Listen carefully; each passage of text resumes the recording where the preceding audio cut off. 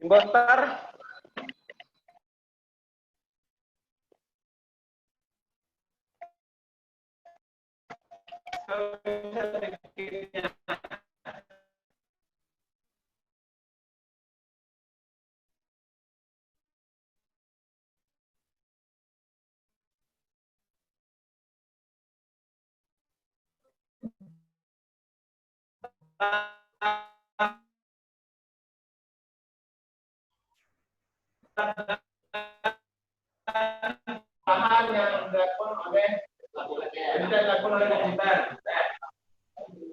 Ya. Yang tanya impostor mana? Sila Samuel ng tugas sandali. Samuel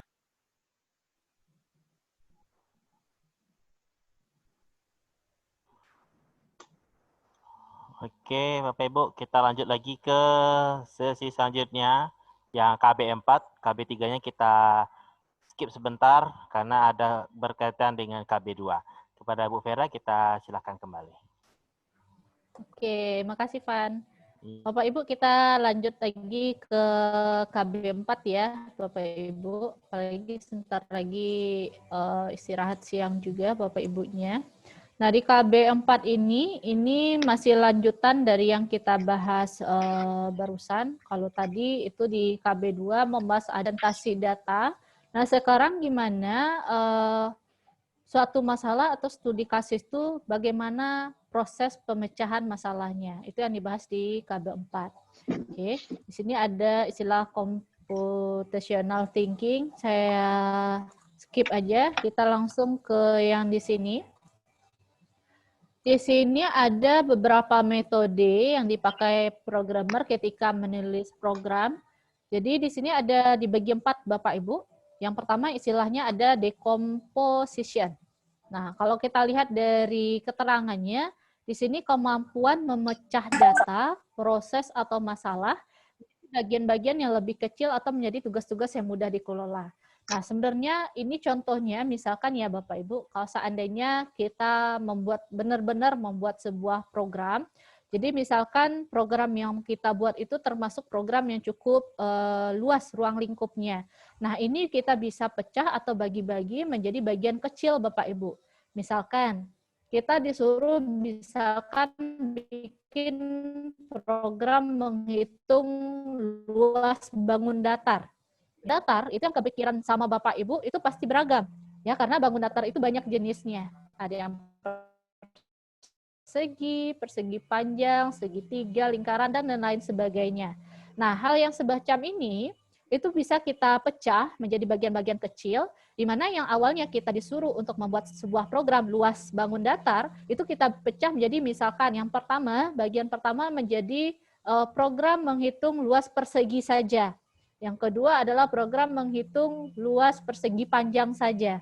Nah, bagian-bagian kecil tersebut itu nantinya bisa kita gabungkan kembali dia menjadi satu kelompok yang besar, yang dimana yang kita tuntut atau kita dituntut awal tadi, yaitu untuk membuat program untuk menghitung luas bangun datar. Ya, itu salah satu contohnya Bapak Ibu. Nah, selanjutnya ada pattern recognition. Ini kemampuan untuk melihat persamaan atau bahkan perbedaan pola, tren, dan keteraturan dalam data yang nantinya akan digunakan dalam membuat prediksi dan penyajian data. Nah, di sini nanti sebenarnya gimana cara kita atau untuk menganalisis masalah atau studi kasus yang diberikan. Jadi nanti kira-kira di dalam program ini ada istilahnya metode, nanti ada Bapak Ibu atau strukturnya. Strukturnya ini kira-kira bakalan sama nggak dari bagian kecil ini dengan bagian kecil yang lainnya. Kalau seandainya sama, sebenarnya bisa aja kita pakai, terus data intinya aja yang kita ganti-ganti nantinya. Oke. Nah, langkah selanjutnya itu ada abstraksi. Abstraksi di sini sebenarnya seperti yang kita bahas tadi, gimana kita menentukan ada data, tipe data, ada variabelnya, terus apa aja kira-kira struktur di dalam program tersebut yang kita perlukan, yaitu yang abstraksi. Dan yang nggak kalah penting Bapak Ibu, yang terakhir itu adalah harus membahas desain algoritmanya. Bapak Ibu familiar dengan istilah algoritma nggak Bapak Ibu?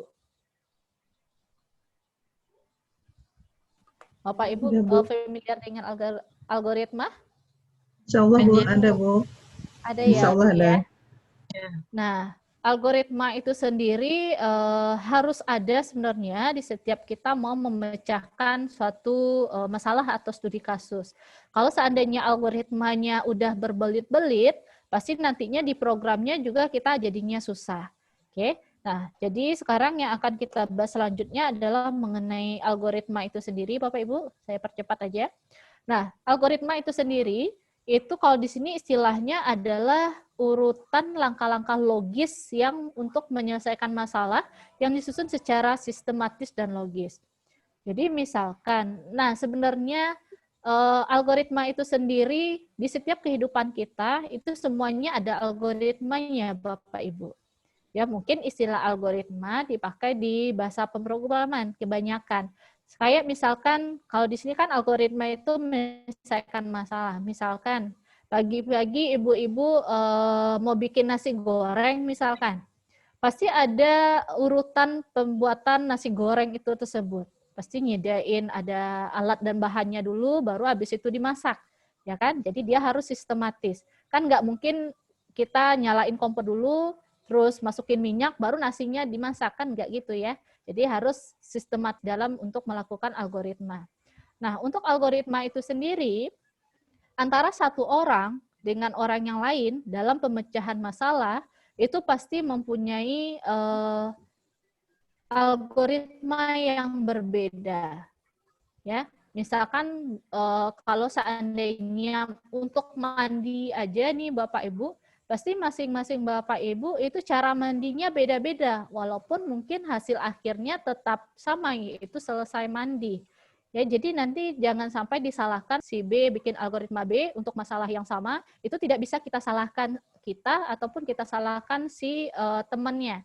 Tetapi selain dia sistematis dan logis, Bapak Ibu, mungkin bisa saya tambahkan lagi, bahwa algoritma itu juga harus yang paling kita cari, yang paling efektif dan efisien, Bapak Ibu.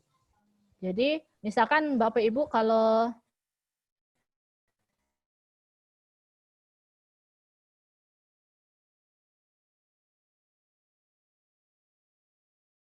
Belum, Bu. Nah, sebenarnya maksud saya yang efektif dan efisien itu Bapak Ibu, misalkan ada suatu masalah, terus kita cari penyelesaian masalahnya, kan bisa aja penyelesaian masalah ini lebih dari satu Bapak Ibu.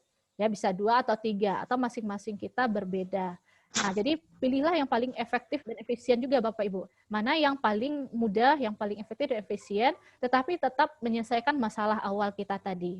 Ya, walaupun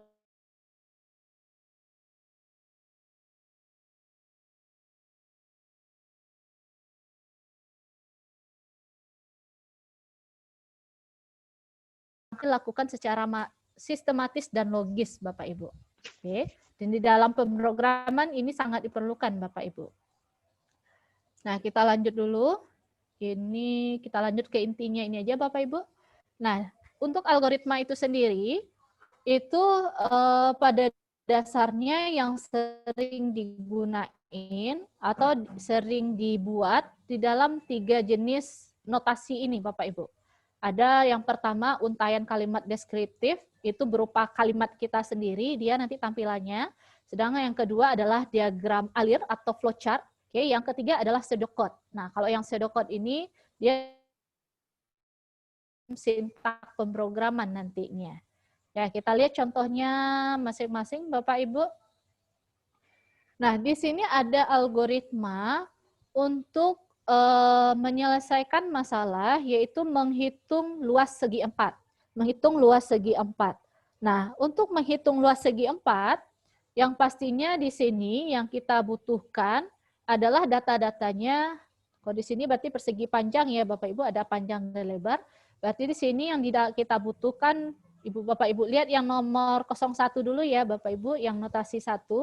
Di sana ada deklarasinya yaitu luas, panjang, dan lebar. Nah, luas, panjang, dan lebar, tiga hal tersebut itu nantinya bisa berupa atau kita isi dengan data-data Bapak Ibu. Misalkan panjangnya berapa, lebarnya berapa. Nah, dari panjang dan lebar yang tersedia nanti akan dihasilkan berupa data luas. Nah, luas, panjang, dan lebar inilah nantinya yang bisa kita sebut nantinya sebagai variabel Bapak Ibu. Oke, luas, panjang, dan lebar. Nanti kalau di dalam program ini bisa kita bikin dia adalah berupa variabel Bapak Ibu. Oke. Nah, setelah itu di bagian belakangnya ada titik 2 bilangan bulat. Nah, di sini bilangan bulat di sini berarti di sini mendeskripsikan bahwa data-data nantinya yang tersimpan di variabel luas, panjang, sama variabel lebar, itu jenis datanya adalah berupa bilangan bulat. Tadi yang seperti yang udah kita bahas, berarti di sini yang kita tentukan adalah tipe datanya. Jadi kalau bilangan bulat saja misalkan kita makainya integer, deklarasin ada variabelnya, ada jenis datanya ya. Di sini ada masukkan nilai lebar dan panjang, berarti kita melakukan input untuk nilai lebar dan panjang.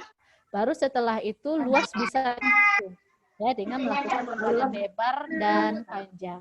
Setelah hasil dari luas itu didapatkan, maka setelah itu baru bisa kita tampilkan luasnya. Nah, ini adalah contoh algoritma dengan menggunakan narasi deskriptif atau dengan menggunakan bahasa kita sendiri, Bapak Ibu. Oke.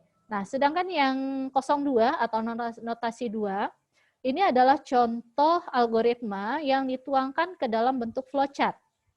Nah, Bapak Ibu yang familiar dengan pemrograman atau pernah lihat, ini adalah flowchart, di mana flowchart ini itu menampilkan bagaimana suatu program itu dari awal dia mulai atau sampai nanti dia berhenti atau selesainya.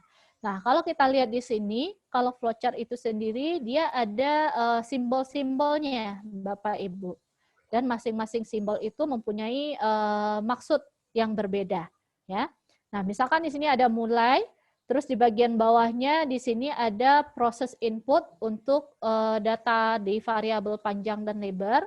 Baru setelah itu data panjang dan lebar udah ada, baru kita bisa mencari luasnya. Setelah data luas ada, habis itu bisa kita tampilkan data dari si luas tersebut pada outputnya. Ya, kira-kira ini adalah alur proses dari si program tersebut. Kalau seandainya kita bikin algoritmanya dalam bentuk flowchart seperti ini. Nah, sedangkan yang di sebelah paling kanan, ini adalah dengan notasi atau tampilan mengenai pseudocode, Bapak Ibu. Jadi kalau pseudocode ini sebenarnya dia udah hampir mirip dengan yang di listing atau sintak programnya.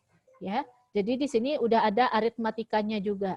Nah, Bapak Ibu lihat di sini yang berbeda di sini adalah pas di bawah deklarasi, yaitu di variabel luas, panjang, lebar. Kalau yang di deskriptif tadi, di bagian belakangnya dibikin bilangan bulat. Kalau di pseudocode ini udah langsung dibikin bahwa tipe datanya adalah integer. Ya, jadi udah pasti bahwa data yang tersimpan di variabel luas, panjang, dan lebar, nantinya tipe datanya semuanya adalah integer atau bilangan bulat. Nah, habis itu baru deskripsi atau proses programnya nantinya adalah yang pertama dibutuhkan proses input N. Nah, sebenarnya di sini bukan input N saja. Jadi karena kita mau ngitung luas, pasti kita butuh yang namanya data panjang sama lebar ya Bapak Ibu. Jadi sebenarnya di sini bagusnya dibikin input panjang, satu lagi input lebar, baru di bagian bawahnya baru dimasukkan ke dalam rumus luas. Setelah data luas tersimpan ke dalam variabel luas, barulah bisa kita tampilkan dari data variabel luas tersebut. Oke, jadi Bapak Ibu ini adalah contoh 3 tampilan algoritma yang bisa Bapak Ibu pakai. Tetapi yang paling sering dipakai kalau kami di kampus itu yang paling sering dipakai adalah yang 02 Bapak Ibu, yang flowchart. Ya, jadi yang bakalan sering Bapak Ibu mungkin lihatnya adalah yang flowchart ini. Oke, ini yang algoritma. Oke, ini masih penulisan algoritma. Oke, Bapak Ibu ada yang mau ditanyakan mengenai algoritma?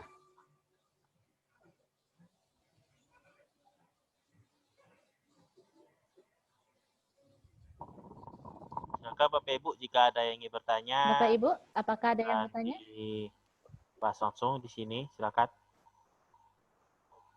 Mengenai algoritma ada cukup jelas rasanya, Bu. Oke, Pak. Kalau gitu kita lanjut ke KB3 ya, Pak ya. Soalnya sebentar lagi waktu salat masuk ya, Pak. Oke, siap. Oke, Bu. Oke. Silakan, Bu.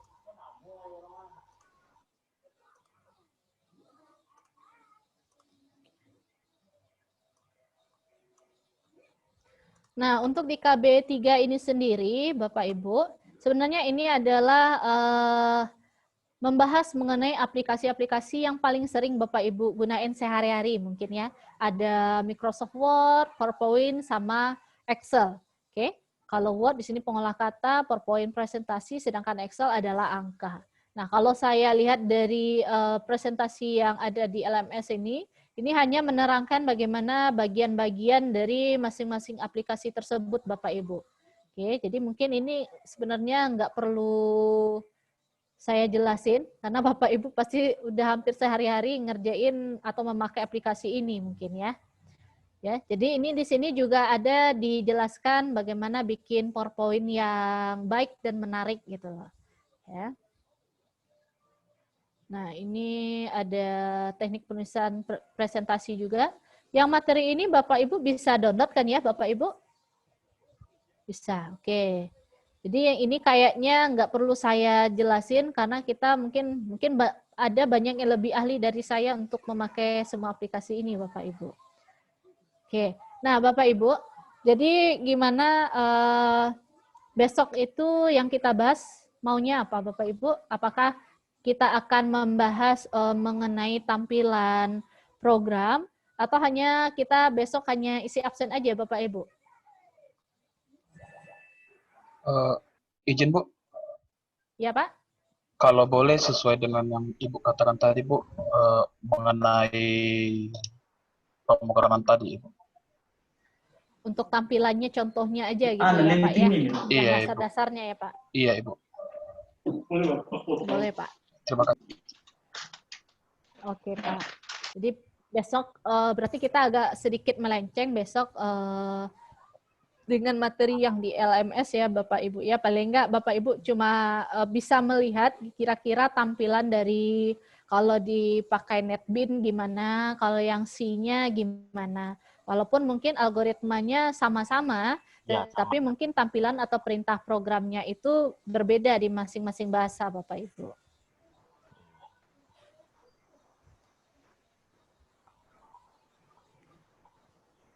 Oke, Bapak Jadi Ibu. gimana Bapak Ibu? Ada lagi pertanyaan lain? Kita lanjut besok ya.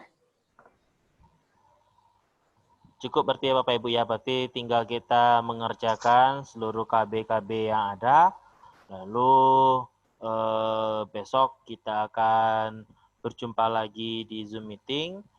Pada jam berapa bagusnya Bu Vera? Jam berapa bagusnya Bapak Ibu? Apakah seperti yang tadi, apakah mengganggu aktivitas Bapak Ibu? Sore gimana Bu? Sore? Sore Pak. Sore jam berapa Pak? Kira-kira Pak? Terserah Bu. Ada saran Terserah silakan. Ibu lah Bu. Gimana teman-teman kalau sore? Kalau sore gimana Bapak Ibu? Kalau saya bebas. Iya, asik. Yalah kepala sekolah Pak Bosko. Wih, hoax. Kalau boleh 2:30 Pak, Bu. Setengah 3 Pak. Iya Bu. 2 aja gimana? Jam 2 Pak. Siang berarti Bapak Ibu ya, bukan sore ya. Tawar-menawar. Iya. Biar Atau aman. Bapak Ibu masih sekolah ya, Bapak Ibu ya? Iya Bu, masih di sekolah. Atau Ini daring Bu, jadi rata-rata ya ada yang daring, ada yang tatap muka. Tapi biasanya sampai jam 12 selesai. Jadi setelah jam 12, biasanya kita ada banyak yang free. Jadi jam 2 aja gimana Pak Ibu? Atau kita bahas di grup, nanti saya sampaikan ke Bu Veranya. boleh.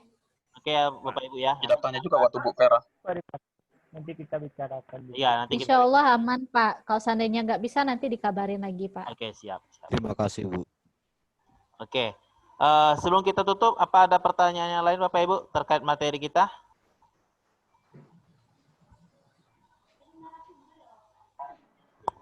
Ada sedikit, Pak. Iya, Pak. Oke, Bapak Ibu ya. Iya, Bu. Oke, kalau gitu kita cukupkan dulu pertemuan kita hari ini. Van, Ya, Ivan, ya Bu Vera. ada Bapak yang nanya, Van. Oh, ada. Pak Jisman, silakan monggo Pak Jisman, yuk. Iya, Pak. Maaf, Bu, ini mundur sedikit ke belakang, tapi saya galau dibuat ini mengenai lisensi perangkat lunak terkait Undang-Undang Hak Cipta. Iya, Pak. Saya pernah mau buat buku kecil tentang penggunaan aplikasi desain.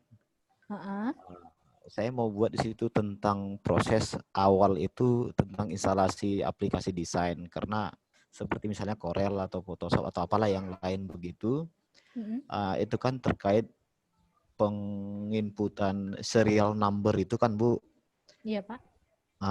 Cuman yang saya gunakan itu bukan program yang ori atau berlisensi resmi gitu. Jadi ketika saya tawarin ke salah satu gitu, dia nanya, ini menggunakan yang ori apa enggak? Saya bilang enggak. Lalu dia pikir-pikir, itu sebenarnya gimana sih hukumnya, Bu? Gitu. Terima kasih, Bu. Ya. Sebenarnya kalau kita apalagi di informatika ya Pak, rata-rata makainya yang bajakan ya Pak ya. Kalau dihukum sebenarnya kita kena semua tuh Pak, seharusnya. Apalagi kayak kita bawa laptop naik pesawat misalkan Pak, itu kan ada yang keadaan-keadaan tertentu yang dia mewajibkan untuk ngecek lisensi laptop kita, OS-nya asli atau enggak. Nah sebenarnya kalau menurut saya Pak, itu kita bakalan, yang kita pakai semua ini, yang bajakan ini kalau dihukum, pasti kita bakalan kena Pak. Rasa saya gitu Pak, pendapat saya. Kalau yang dibaca dari hukum-hukum haki yang ada tersedia di Indonesia Pak. Tapi kalau seandainya Bapak untuk menerbitkan bukunya untuk umum, terus ada dari penerbit juga, itu makanya mungkin disarankan untuk yang memakai yang lisensi yang aslinya, bukan yang bajakan Pak. Takutnya kenapa-kenapa gitu Pak.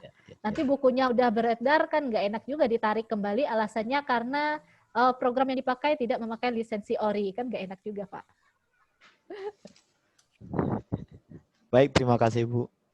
Oke, sama-sama Pak.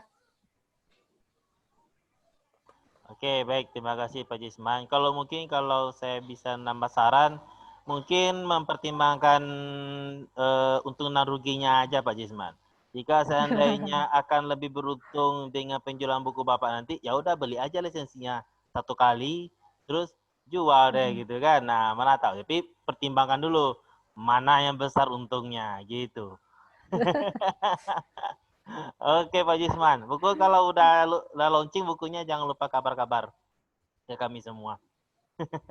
Oke baik, terima kasih Bapak Ibu semua untuk pertemuan pertama kita ini di hari pertama ini kita cukupkan dulu pada siang hari ini. Selanjutnya akan kita kerjakan seluruh materi kita pada LMS. Kalau bisa sebelum pertemuan besok udah selesai lah hendaknya KB1 sampai KB4 hendaknya menjelang pertemuan selanjutnya, agar besok forum diskusinya pun kita bisa lihat dan bisa dibahas juga besok setelah belajar tentang pemrograman sedikit oleh Bu Veranya. Oke, jadi itu saja yang dapat saya sampaikan hari ini. Saya sebagai moderator mohon maaf jika ada banyak salah. Nampak sih banyak salahnya karena sering terputus-putus. Nah, jadi saya mohon dimaafkan. Selanjutnya saya akhiri dan juga kami ucapkan terima kasih sebanyak-banyaknya kepada Bu Vera yang telah memimpin kita pada hari ini. Oke, selanjutnya sama-sama Bapak Ibu. Ya. Kita sama-sama belajar Bapak Ibu. Iya, siap. Oke, saya akhiri. Wabillahi taufiq wal hidayah. Assalamualaikum warahmatullahi wabarakatuh. Selamat siang dan salam sejahtera bagi kita semua. Waalaikumsalam. Terima kasih Bu. Ya sama-sama Bu.